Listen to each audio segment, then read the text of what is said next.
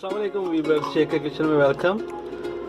आज हम कोई रेसिपी नहीं तैयार करें बल्कि आप लोगों के साथ एक देसी टोटका वो बता रहे हैं आपको कि आजकल जो प्रॉब्लम चल रहा है कोरोना का प्रॉब्लम चल रहा है, हर घर में जो प्रॉब्लम है वो गले का प्रॉब्लम है और चेस्ट इन्फेक्शन तकरीबन हर घर में चल रहा है। तो मैं आपको बताऊंगा कि एक देसी तरीका जो घर पे आप बना के एक लिक्विड आप खुद भी पिएं और अपने बच्चों को भी डेली पिलाएं। उसके लिए हमें चाहिए मनक्का चाहिए, 4 अदद मनक्के हैं, अलसी के बीज, ये 1 चम्मच अलसी के बीज का, और उसके बाद हमें चाहिए मेथी दाना। मेथी दाना खानों में भी इस्तेमाल होता है, इसमें इस लिक्विड में भी मेथी दाना इस्तेमाल हम कर रहे हैं, ये बहुत अच्छा होता है।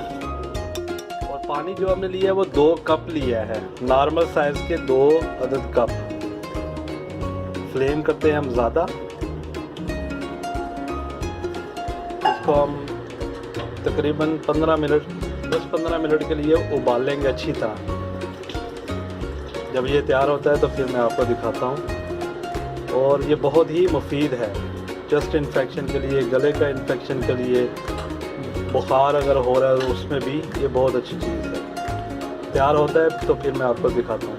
व्यूअर्स, कलर जो है वो देख रहे हैं आप कितना बदल चुका है इसको तकरीबन 7 मिनट हो चुके हैं वो उबलते हुए। अभी 5-6 मिनट और इसको उबालेंगे, फिर एंड पे इसमें 1 चम्मच शहद डालेंगे।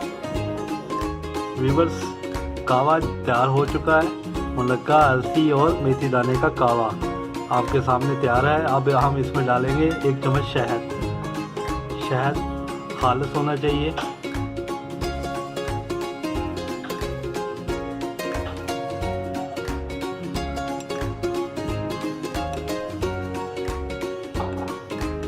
ये कावा तैयार हो चुका है। अब आप खुद भी पिए और अपने बच्चों को भी पिलाएं।